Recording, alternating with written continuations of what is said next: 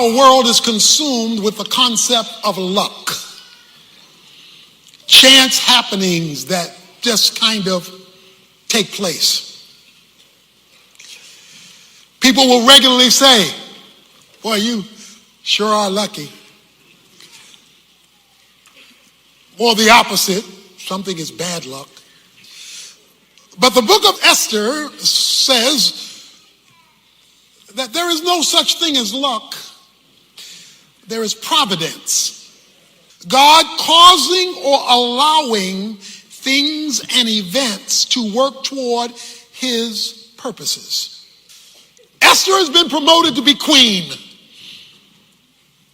Mordecai has told her that Haman wants to kill all of the Jews. And it's now time for you to go to your husband, King Ahasuerus, and tell him Haman's plot against the Jews. Esther has said, I can't do that. It's too risky. I love y'all, but not that much. Because to go before him when he has not requested me could cost me my life. Mordecai has said to her, don't you know that you are called to the kingdom for such a time as this? That you were only put up here in this royal position because God knew this moment, your moment would be now. Don't miss your moment, girl. This is your moment to be a tool of God to deliver God's people. When she hears that message from Mordecai, she says, okay, I want all of y'all to go on a 3-day fast. I need y'all on your knees for this one because this is a big one. You're asking me to risk it all, and I'm going to go do it, and if I perish, I perish. If I die, I die, because you're right. This is bigger than just me. Chapter 5 opens up on the 3rd day, because it was a 3-day fast. Esther puts on a royal robe. She goes to the inner court of the king. The king is sitting on his throne. When the king sees her in verse 2, he extends the scepter, which means it's okay for her to come in and talk to him. She comes near, touches the top of the scepter out of respect, and then the king says to her, what is troubling you, verse 3, Queen Esther? And what is your request? Even to half of the kingdom it will be given you. Just tell me what you want. Esther says in verse 4, if it pleases the king, may the king and Haman, who is out to kill the Jews, come this day to the banquet that I have prepared for him. I'm going to tell you around dinner. I'm going to fix your favorite food. We're going to lay it out, and I want you to bring Haman. And I'm going to tell you then what's going on around dinner. You will never get to see God's providence at work in your circumstances until and unless God sees you move in accordance with his will. The reason she prays first is because she needs to know how to approach this dangerous situation. She needs some divine insight in a difficult problem. So she goes to God in fasting. And this was a life and death issue. So she needed her antenna raised to hear what God had to say about this situation.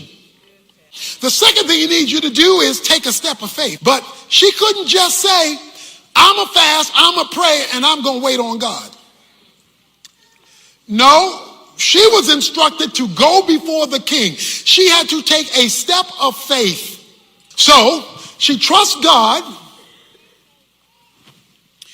She believes God. She prays to God. And then she makes a risky step because there are no guarantees in advance. What does she get in return? Well, so far, what she gets is a plan. The plan is, I'm going to take my husband to dinner and I'm going to tell him to invite my enemy, Haman. In other words, I'm going to get Haman on home court advantage. I got to get Haman on my territory. She says, okay, it's a banquet. It's a dinner. Okay, bring Haman to dinner and let's go from there. So she invites her husband and her enemy to dinner. Guess who's coming to dinner? So, the banquet is prepared. And they drank their wine, verse 6, at the banquet. So this is a big dinner party for her husband. And the king said to Esther, what is your petition? Okay, you brought me here to dinner. You done fed me good. What do you want? For it shall be granted to you. And I mean, I'm going to do it big, because whatever your request, even the half of the kingdom, it will be done. I'm going to take care of you. What did you make this dinner for? Ooh, it's getting tricky now. Verse 7. So Esther replied, my petition and my request is.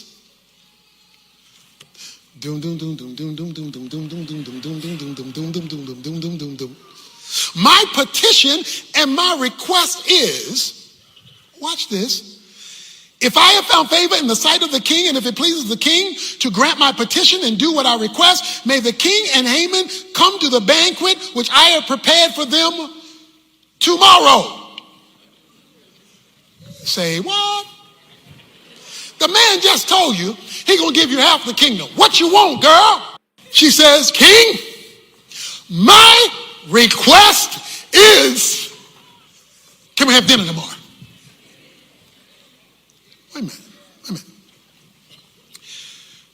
She made the dinner to make her request to save the people from the genocide of Haman. She's got them both sitting there. Dinner is fine. They've been doing their drinking. Everybody's ready to go. He's offered her the kingdom. What do you want? And she says, what I want is for you to come to dinner tomorrow.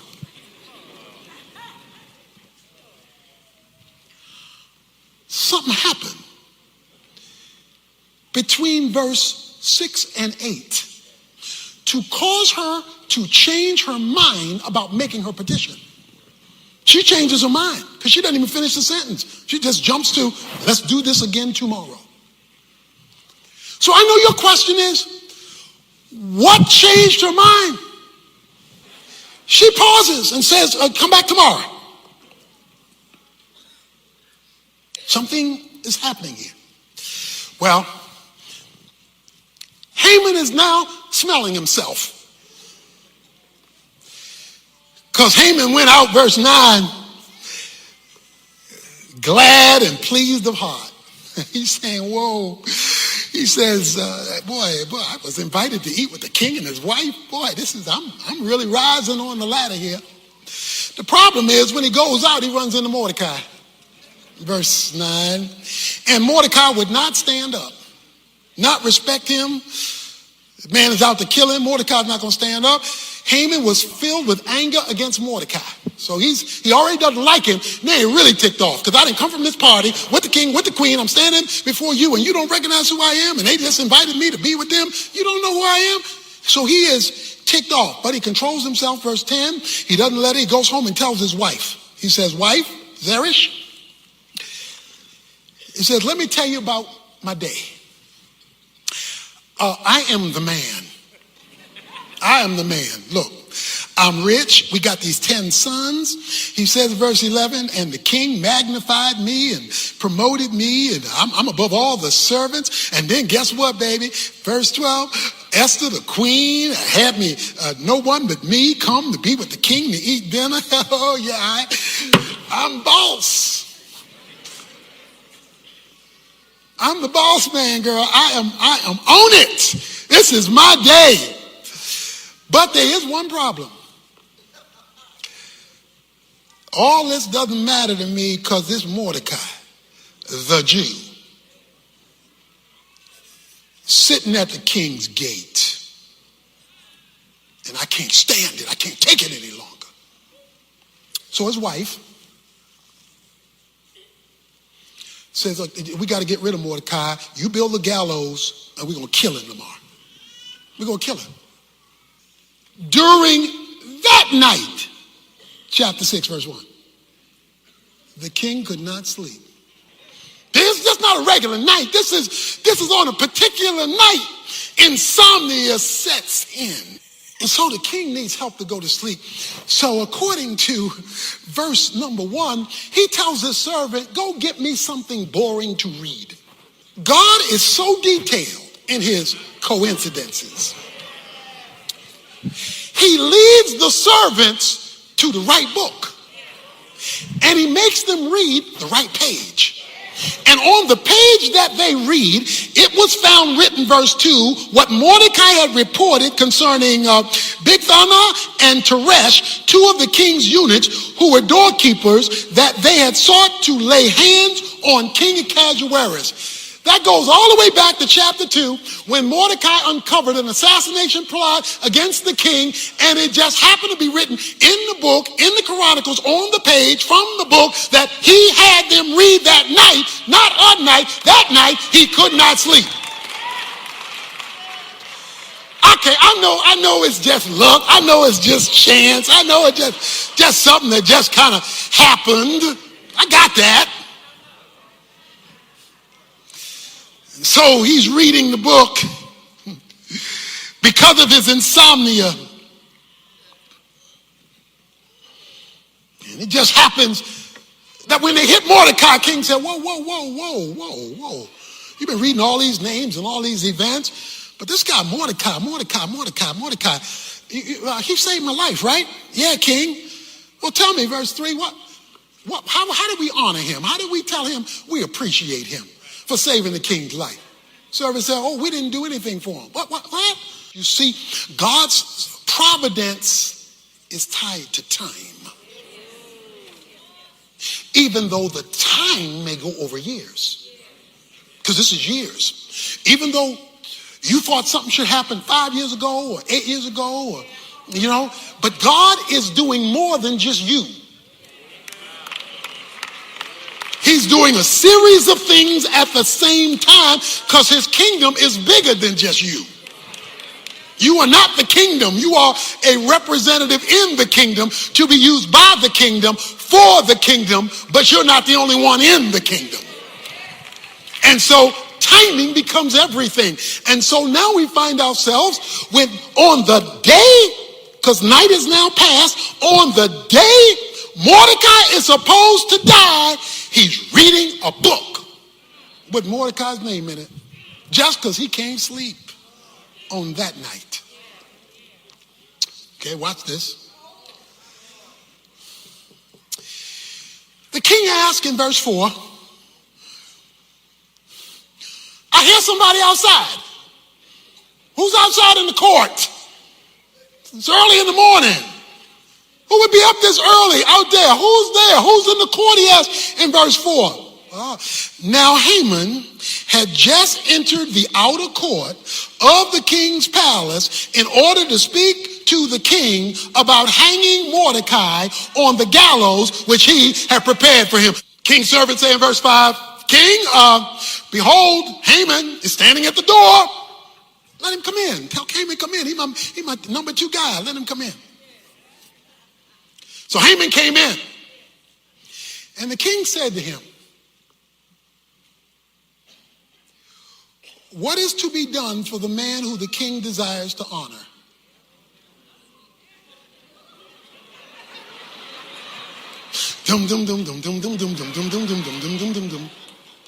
What is to be done with the man who the king decides to honor? Now, Haman thinks the king is talking about him. Haman thinks the king is talking about him. He's number 2. He's the number 2 guy in the land. We learned that early in the book. So the king says he wants to honor somebody. So Haman, because he's smelling himself. King want to honor me. Okay. Let me go for the gusto. You want to honor somebody, O king? Let me tell you what you should do. Here's what you should do, O king.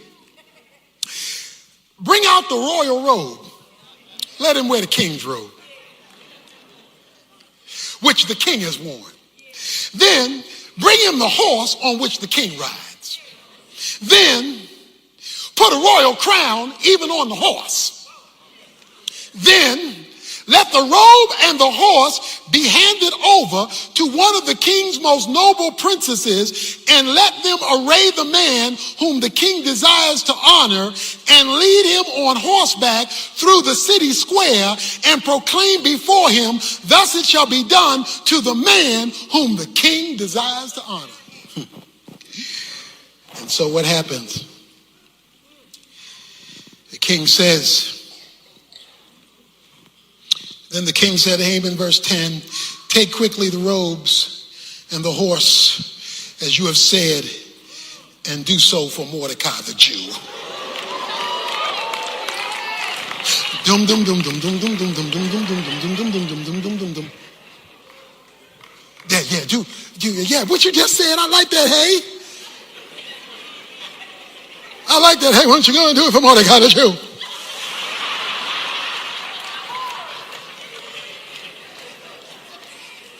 My Bernie Mac invitation, not that invitation. Just go ahead and do it for Mordecai the Jew.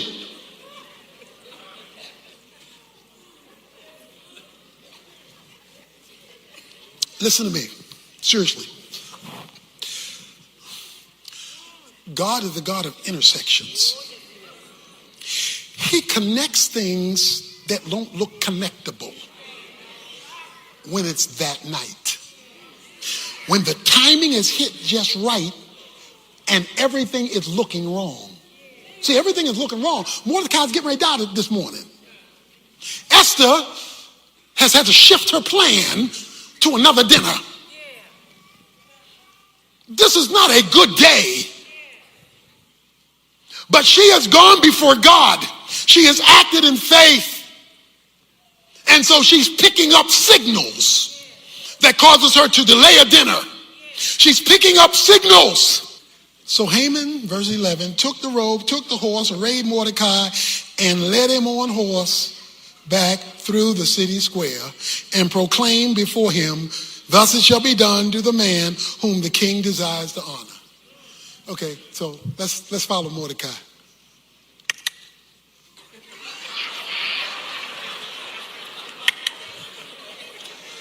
There's a man the king want to honor.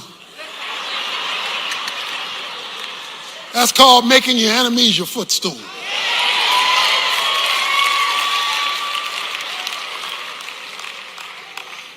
Then Mordecai returned to the king's gate, but Haman hurried home mourning with his head covered. Told his wife Zeresh, this is what happened today. This whole thing is reversed. His wife Zeresh says, well, yeah, it looks bad for you, boy. She says, because you've fallen before this Jewish man. You've fallen before this Jewish man. Brothers and sisters, this is 24 hours. So he's walking this Jew around. Okay. Why am I telling you that? Because I'm telling you the providence of God can even address racism. Okay, don't miss me. The providence of God, because we got racism. He wants to genocide all of the Jews because they are Jewish. It was religion, but it was racism. They were Jewish. The providence of God can handle racism. It was the providence of God in 1955 when a woman named Rosa Parks happened to be on the bus, happened to have a man talk to her. She happened to not be willing to get up, which led to a civil rights movement, which changed the laws of the land. God knows how, when he gets the right people with the right faith at the right time in the right place to do the right thing, to flip the script even racially. Okay, it's about 1969, around 1969. One of my professors in college asked me to go to a church with him, to his church around 1969. I went with my professor.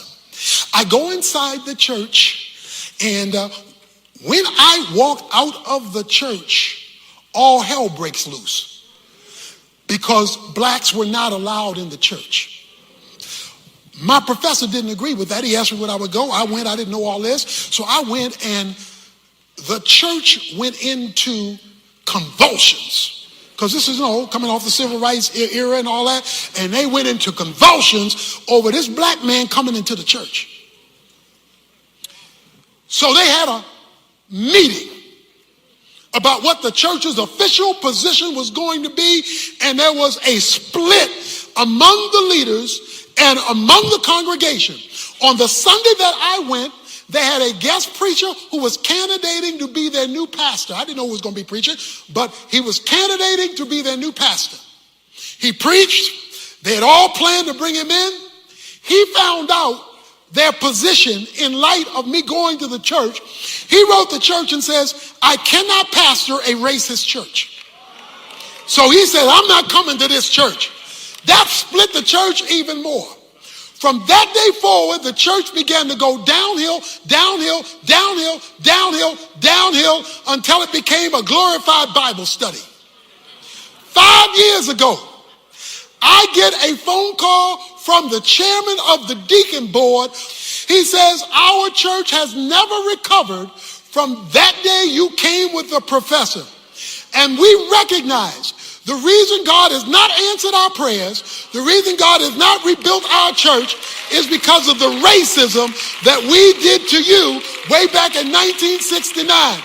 So I have been asked on behalf of the deacons to call you to apologize to you for the racism we did to you back in 1969. And I am calling you, and I'm humbly requesting, would you come preach? Because God knows the right time to turn a situation around.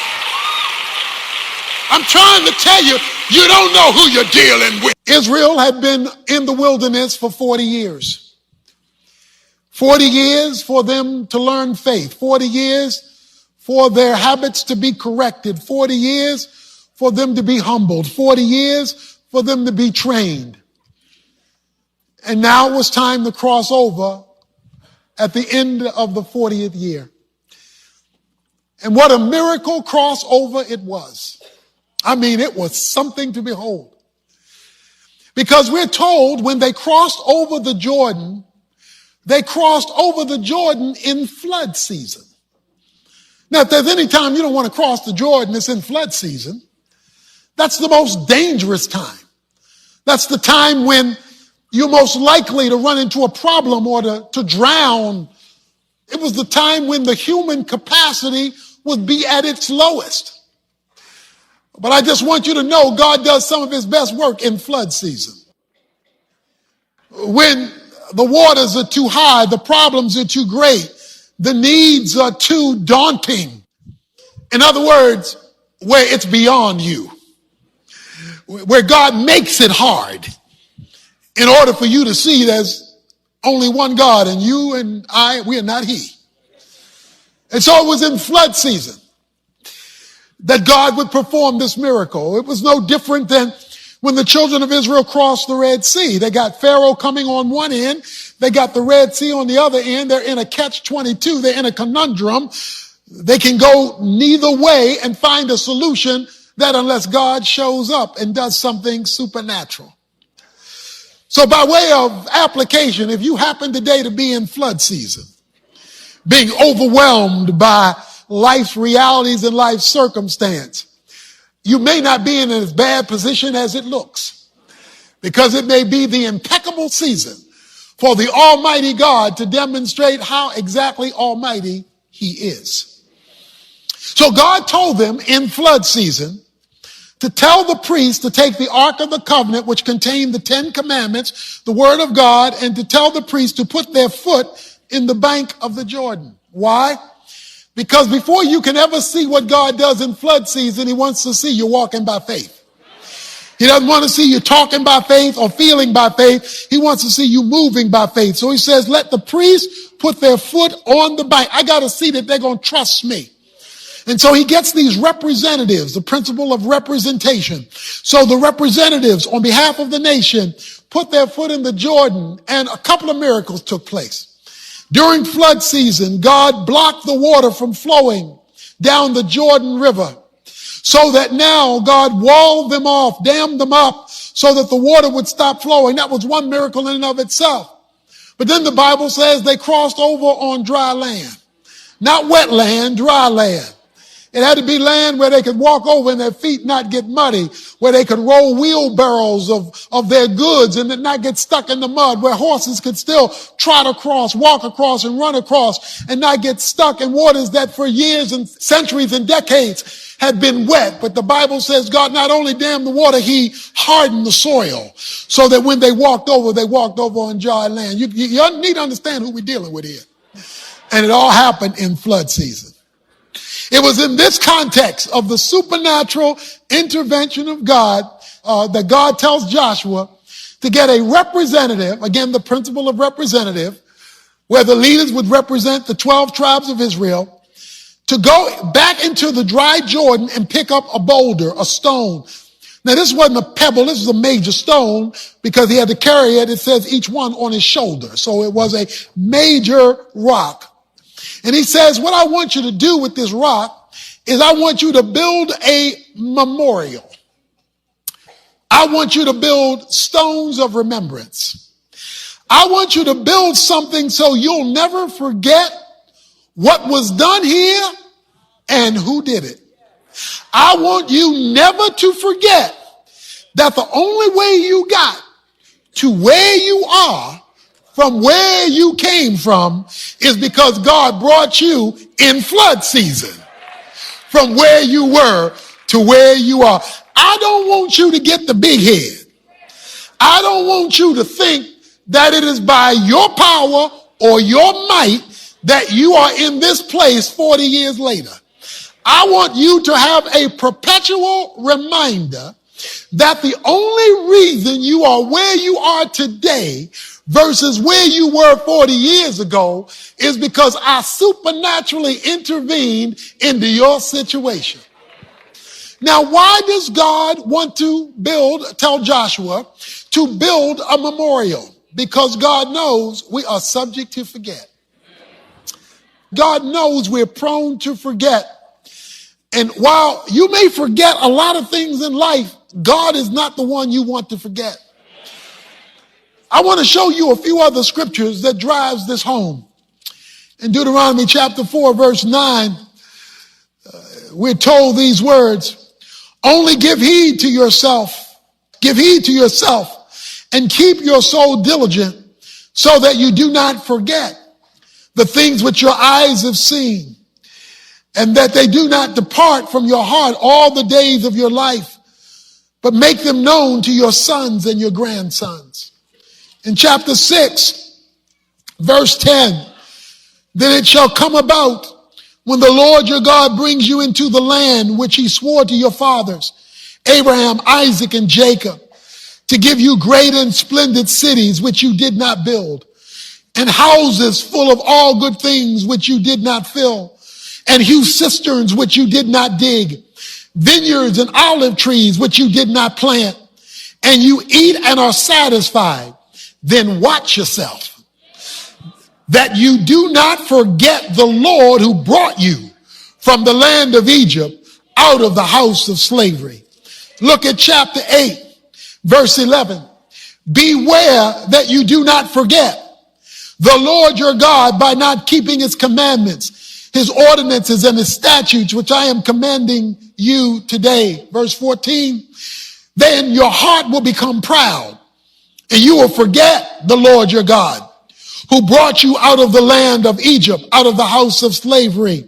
Verse 18, but you shall remember the Lord your God, for it is he who is giving you power to make wealth, that he may confirm his covenant, which he swore to your fathers, as it is this day.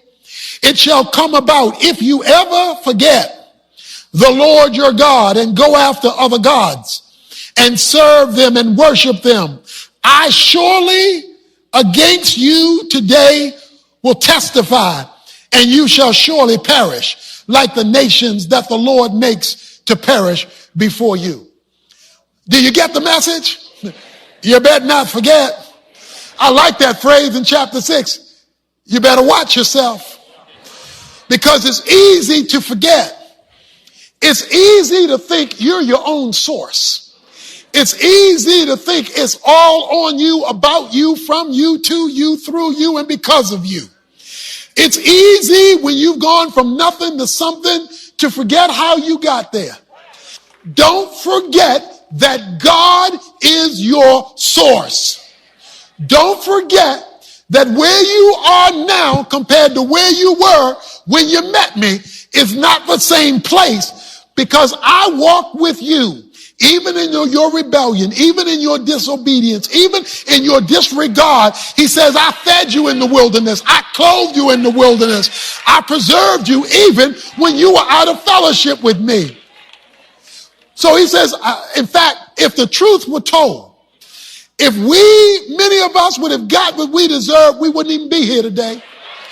If God didn't protect us in that situation, deliver us out of that situation, we wouldn't even be here today. But because God oversaw us and didn't let what could have happen, and he preserved us and walked us through it, he says, don't you forget. And so he tells them, I want you to build the stone a memorial. He says, do not forget the goodness of God, that he alone is your source. And when we align ourselves to God like he wants us to align ourselves to him, he says, you will see me even in flood season. Demonstrate your glory. So he sends them to get the stones. You know, we believe in reminders. We have Memorial Day parades. You know, that's a reminder of the people who have sacrificed their lives for our freedom in America. And so they have because they don't want you to forget. There's an Independence Day parade on July 4th and all kind of independence celebrations to remind us of the battle from England that led to the founding of the nation. Why? Because they don't want you to forget. When I was in Washington, D.C. not too long ago, there are memorials. There's the Jefferson Memorial, the Lincoln Memorial, the Martin Luther King Memorial. Why? So you don't forget. They've got the great statements by these statesmen on the walls so that you can be reminded of what it took for us to be here. What they're trying to say is we don't want you to forget. What God is saying is if men who come and go don't want you to forget them, what do you think about the God who doesn't want you to forget him? Because let me tell you the big difference between folk who don't want to be forgotten and God who says, don't forget me. The folk who don't want to be forgotten, when they're gone, they're gone. You can't go to them for anything else. You can't reach them. You couldn't even reach them when they were alive. You sure can't reach them now that they've died. So they can do absolutely nothing from their memorial. But the God who brought you from yesterday is alive today, and you're going to need him tomorrow, so you better not forget. See, that's the problem today. The problem today is everybody wants to remember God for what he can give them, not for who he is. In flood season, when you were between a rock and a hard place at the Red Sea, when you didn't know how you were going to get out of this one, when you didn't know whether you were going to make it, when other folk gave up on you and you saw no way out, remember that I showed up and I met you in that place. Do not forget the Lord your God. And so, gather the stones. Gather the stones, and when you gather these stones, there's going to be a question. And the question is, what do these stones mean? A memorial should always provoke a question. What does this mean? We have trophies in the fellowship center. We got a trophy case, all kind of trophies from different things. Different teams have won from our sports ministries. Trophies. People don't even stop at the trophy case anymore. You know, you know they're there if you've been over there, but you don't stop to read it anymore. You know why? Because all of that is representative of the past. Every trophy in there is yesterday's news. And so you know they're there, but you don't go read them anymore. You don't go look at them. Even the people who participate in the championship, don't revisit them. Because it's yesterday's news. The reason why God doesn't want to forget you is that he's not just yesterday's news. I love his name. He told Moses, I am that I am. I, personal pronoun, am present tense. He's the right now God. So his trophy cases continue to be filled with current day realities of his presence and purpose in our lives individually and as a community. He's never old news. He says, I want you to build a memorial to remember, to cause my people to remember that I am the right now God, based on the past. So he told Israel, circumcise your sons and every generation after that. He said, remember the Passover. And then in the New Testament, Jesus says around communion, remember me. Why? Because of what I do right now, based on what I have already done. Everybody has a phone and everybody has a smartphone, which means everybody taking pictures of everything all the time. Pictures. Everybody takes pictures. You know why people take pictures? To build memories. You take pictures because you want to remember something or someone or some circumstance. We got to be the most picture-taking family in the history of picture-taking families. We got volumes and volumes and volumes and volumes of picture books from over the years. I was looking with my son Anthony through one about a year ago. We're going through his, and I guess every kid got their own book. And we were going through, and one picture after another, and one picture after another, one picture after another. And he looked at me and he said, Daddy. I said, what? He said, we're going through this book, and I just noticed something. I said, what? He said, every page, you're there with me. You've been there all my life. If you turn the pages of your life and look close enough, you'll discover your Heavenly Father has been there all your life. Even in your unsaved days, you were covered enough for you to be here today. And so he says, I want you to build this memorial. And then he throws a zinger. He says, when your children ask you, what do these stones mean? Then you will say, because of the waters of Jordan were cut off, before the covenant of the Lord, it crossed the Jordan, the waters of the Jordan were cut off, so these stones shall become a memorial to the sons of Israel forever. We are supposed to have a transferable faith. It's supposed to be transferred from one generation to the next generation. You know why we're in the chaos we're in today? Because there has been a transfer problem. We have a generation of young people who have not had their faith transferred by their mothers or fathers. And so there is a massive transfer problem. In verse 24, I love this.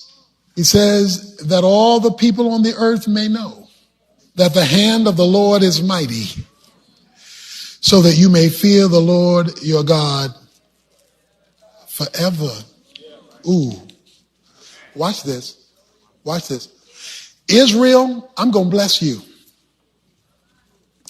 Even though in the promised land, you're going to be surrounded by evil. They're going to be this Jericho, there's Ai, there's all these evil people, the Canaanites, Hittites, Amorites. They still in the promised land. You surrounded by evil. But in the middle of the evil that surrounds you, I got you. You got evil all around you, but I got you. But the reason I have you is so that the rest of the world may know. All them fools out there, all the Canaanites, Hittites, Amorites, I want them to know that I am in your midst. Because I want them to hear stories about you. I want them to hear the miracles I'm doing in your midst. I want them to hear the transformation of lives, the marriages that are saved, the dignity that is arising up, the spirituality that's taking place. I want to show off so that when they see out there what I'm doing in here, my name will be made great out there because I'm making it great in here. God has given us this promised land on Camp Wisdom, but it's just not for you and me.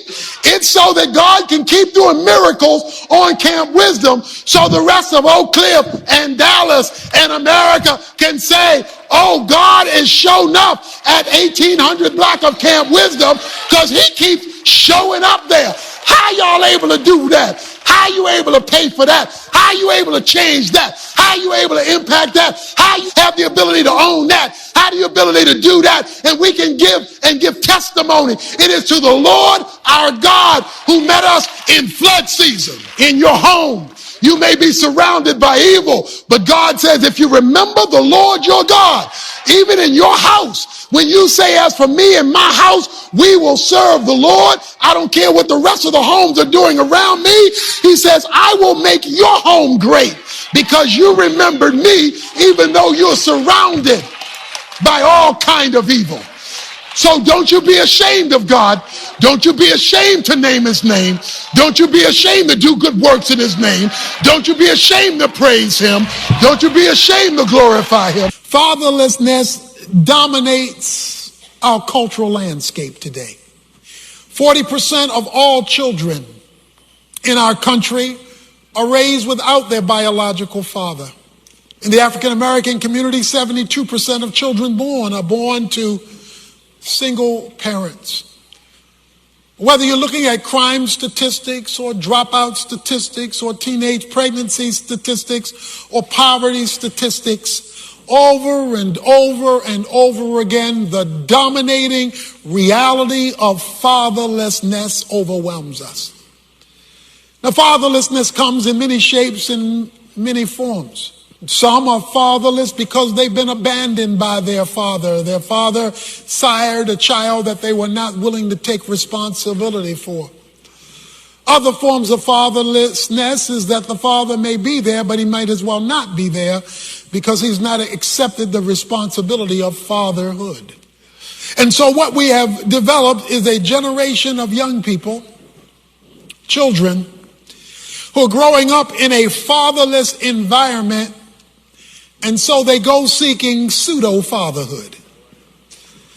Things that look like it could be a father for me, whether it's a gang or whether it's their posse or their homies or whether some other influence that's not in their best interest.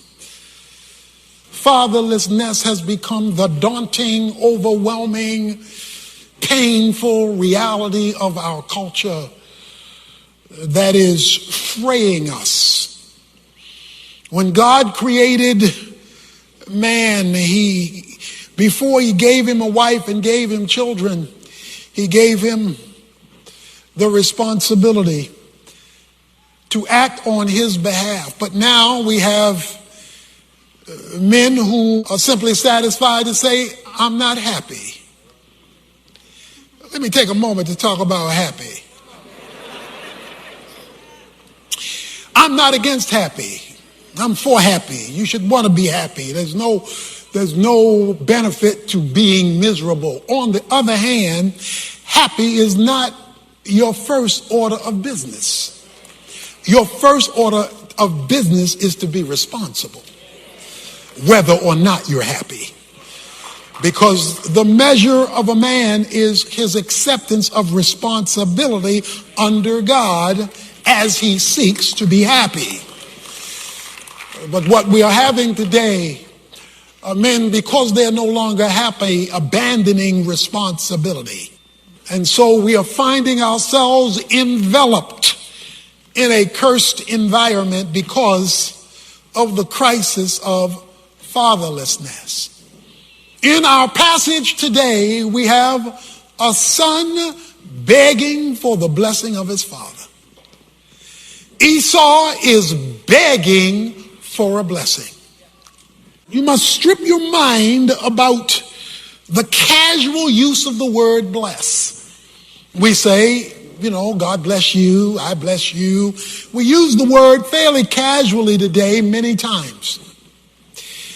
But when Esau was asking Daddy to bless him, he wasn't just saying, Daddy, say, I bless you. No, the blessing was speaking about something else. It was speaking about the continuity of the covenant. A symbol for the word blessing was covenantal continuity. Let me explain what I mean. It is my hope that every head of a household here has a will. If you do not have a will, you're not operating responsibly. A will simply says, this is what I want to happen with what I've been entrusted with to pass on to the next generation. A will speaks of an inheritance, usually related to stuff. In fact, folk gather when wills are read with their fingers crossed, hoping that there's a little something in there for them. Or more importantly, a whole lot of something in there for them. In our story, Jacob, the younger, wants the blessing. So he concocts a plan with his mother, Rebekah, to steal the blessing from the older son, Esau. And so while Esau went out to hunt to get food in order to bring it back to his father, for him to get the blessing, Rebekah told Jacob, look, what you do is you go get me a goat. I'll cook the meal. You go put on your brother's clothes because your father can't see. It says his eyes were dim. He won't be able to see. You go in there with your brother's clothes and you bring the meal that your brother's supposed to bring and let him bless you. So Jacob does that. He goes, gets the goat. The mother cooks the goat. He goes, puts on his brother's clothes. He walks in. His father Isaac says, who's that? Who's that? Who's that? And Jacob says, no, it's me. It's Esau, your oldest son. He says, I have your food. He says, come close to me. He says, now you feel like Esau, but you sound like Jacob. It says in verse 23, he did not recognize him. And so he blesses him. I'll talk about that in a moment. All I want you to get now is how critical the blessing was. He was willing to join partners with his mama against his daddy in order to get it. Because this thing involved his future. Now this raises a question. Because obviously Jacob is wrong and Rebekah is wrong because they're tricking Isaac. Yet, throughout the Bible, God praises Jacob and not Esau, even though Jacob is doing the wrong thing. The question is why? Well, you need chapter 25 to answer that. If you go back a page to chapter 25, verse 27, when the boys grew up, Esau became a skillful hunter, a man of the field. He's the athlete. Jacob was a peaceful man living in tents. Now, Isaac loved Esau because he had a taste for game, because he's the athlete, and Rebekah loved Jacob. When Jacob had cooked stew, because he's hanging with mama, so when he had cooked stew, Esau came in from the field and was famished, starving. So Esau says to Jacob, verse 30, please let me have a swallow of that red stuff there, for I am famished. Verse 31, Jacob says, first sell me your birthright. Sell me the rights of the firstborn, and I give you something to eat. Esau said, behold, I'm about to die. I'm so hungry. So of what use is a birthright to me if I'm a starve to death? And Jacob said, first swear to me that you'll give me your birthright, the rights of the firstborn. So he swore to him and sold his birthright to Jacob. Then Jacob gave Esau bread and lentil stew, and he ate and drank and rose and went on his way. Here it is. Thus Esau despised his birthright. Esau thought so little of his birthright, he was willing to give it up for some food. As far as Esau was concerned, stay with me, there was no connection between my birthright and my blessing. My birthright is over here and my blessing is over there. But when you read Hebrews chapter 12, verses 16 and 17, it says, don't be like the immoral, godless Esau, who sold his birthright for food. The problem with Esau is he was only present oriented. He only wanted what he wanted now because he wasn't thinking about the future later. One of the problems we have among men is they're present oriented. I'm not happy now. I don't want the responsibility now. It's all about now. It's not all about now. It is about you passing forward the blessing. That is the divine statement of God from you, to you, and through you, because you are future oriented. He gets tricked, but God doesn't interfere with it because he didn't value his birthright. Now you may say, I don't have a birthright. Oh yeah, you do. If you've accepted Jesus Christ, you've been born again. You possess a birthright. There are rights and privileges that come with your new birth, but those rights and privileges incur responsibility. And sometimes you'll be happy, and sometimes you won't be happy, but what's that got to do? Sometimes you want to work, and sometimes you don't want to work. You better get up if you want to eat. In other words, responsibility has to function whether or not happiness is part of the equation. Although there's nothing wrong with being happy. But that means you must be future oriented if you're going to pass on the blessing. And so we have Esau begging for a blessing. I mean, he's saying, please, Daddy. How many men here today were raised by a single mother? You were raised by a single mother, numbers of you. And praise God for the great job that so many of our single women do. But all a mother can be is the best mother she can be. She was never meant to have dual roles when there should be a man in the picture. He says, Father, bless me. Because that's what the father is supposed to do. He's supposed to pass it on. And the next generation should feel God all over them. If you've got kids in your house, pass that on to me. Now, what did the blessing include? In chapter 27, we're told. First of all, his father kissed him, verse 26. Please come close and kiss me. Because the blessing included an intimate touch. He says, here's the blessing, my son. Verse 28 and 29. May God give you of the dew of heaven, of the fatness of earth, of the abundance of grain and wine. May people serve you and nations bow down to you. May you be master of your brethren, and may your mother's sons bow down to you. Cursed is he who curses you, and blessed are those who bless you. God reached all the way back to the Abrahamic covenant. Abraham passed it on to Isaac. Isaac is now passing it on to Jacob, where it should have been passed on to Esau, who turned away his birthright. You know what the covenant was? You know what the blessing was? Divine favor moving forward. Divine favor moving forward. The blessing was future inheritance from God. Please notice the language. May God do this. May God do that. May God do this. May God do that. See, that's where the blessing is missing. We're just saying, I want you to do this and I want you to do that. Oh, you want to be a doctor. You want to be a lawyer. You want to be an engineer. You want to be a teacher. Nothing wrong with that. But the blessing was what God would do.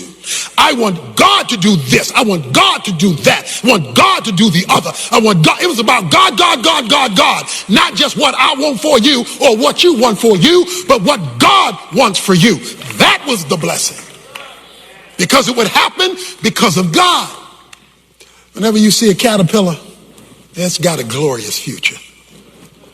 Now I know what you're looking at right now ain't much. When that thing cocoons, it's going to be pretty. And it's going to take flight. You got a generation of children who don't take flight. They're still crawling. Because they've never been blessed. They've never had the blessings stand over them to affirm them and to speak God into them. Not just stuff for them, but God into them, who will bring them the appropriate stuff. Your will must be more than stuff. My will must be more than stuff. It must be God and the transfer of divine favor. When I was growing up in Baltimore, we went duck pin bowling. Now, things were pretty rinky-dink. This wasn't high-class bowling. And a lot of the times, machines didn't fully work. So pins, sometimes all of them wouldn't get picked up. So some would still be laying down. Other times, the machine would pick them up and one would drop out of it and fall back down. There was this guy. Now, you couldn't see him. All you could see is his feet. And all he went was from lane to lane, picking up pins that the machine couldn't get. So he running to this lane, running to that lane, running to this lane. He picking up stuff that got knocked down and that the machine couldn't pick up so the next person could bowl. I don't care how long you've been knocked down. I know somebody who can pick you back up and set you right again, because he wants you to have the blessing, the forward-moving favor of God commuted to you so you can commute it to yours. I've told the men how much I love Rocky 5. And I love all the Rockies, but really love Rocky 5. In Rocky 5, Rocky is retired because he's gotten bruised and beaten. His eye is bad. He can't fight anymore in Rocky 5. He comes across a young upcoming fighter named Tommy Gunn. And Tommy Gunn has admired Rocky Balboa as he followed his career. And so they meet and become friends. And he says to Rocky Balboa, Rocky, Italian Stallion, will you train me? Rocky said, boy, yeah, I can stay in the fight game by helping you. So yeah, I'll train you. So Rocky works with him, and Tommy Gunn goes up the ladder, up the ladder, up the ladder, and becomes the heavyweight champion of the world due to the influence of Rocky Balboa. The movie comes down to the last 15 minutes. The whole movie zeroes in on that last 15 minutes. See, Tommy Gunn has now become the champion of the world and has gotten to his head. So he's gotten a lot of money now, and he's gotten a lot of attention, a lot of notoriety in the news. So Tommy Gunn is living large, and he doesn't need Rocky anymore. In fact, he gets belligerent with Rocky. In that last 15 minutes, they're in a gathering, and Tommy Gunn hits Rocky Balboa's wife's husband, his brother-in-law. I mean, he clocks him and knocks him down because of some argument they were having. Then Tommy Gunn insults Rocky and insults Rocky's son. Then Tommy Gunn dares Rocky to do anything about it. Rocky tears off his shirt, and the rumble begins. They out in the street fighting each other. It's a street fight. The problem is Tommy Gunn is too young, too strong, and too fast. And so while Rocky is doing the best he can't keep up with this young guy. And so it comes down to a punch that Tommy Gunn throws, and he hits Rocky.